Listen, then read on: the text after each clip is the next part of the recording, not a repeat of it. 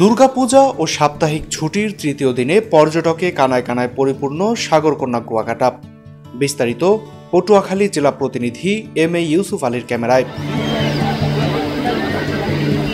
দুর্গাপূজা ও সাপ্তাহিক ছুটির তৃতীয় দিনে পর্যটকে কানায় কানায় পরিপূর্ণ হয়ে উঠেছে পটুয়াখালীর পর্যটন কেন্দ্র কুয়াকাটা।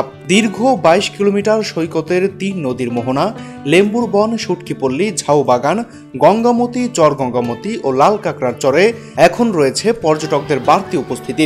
আগত পর্যটকরা সৈকতের বালিয়াড়িতে উচ্ছ্বাসে মেতেছেন, অনেকে সমুদ্রের ঢেউয়ের সঙ্গে মিতালিতে মেতেছেন, অনেকে আবার সৈকতের বেঞ্চিতে বসে প্রাকৃতিক সৌন্দর্য উপভোগ করছেন। এখানকার পরিবেশ, এখানকার সাগর অনেক সুন্দর। আমরা কক্সবাজারও গেছি, কিন্তু কক্সবাজারের চেয়ে এখানকার পরিবেশটা ভালো লাগছে।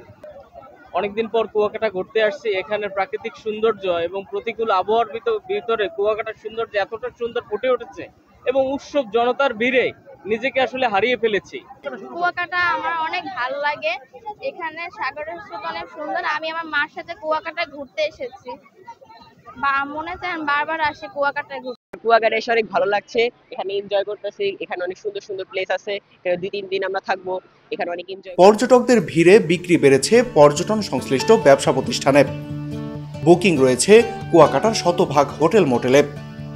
পর্যটকদের নিরাপত্তায় তৎপর রয়েছে ট্যুরিস্ট পুলিশের সদস্যরাও। Mahadi Hasan BN, people voice television, Dhaka.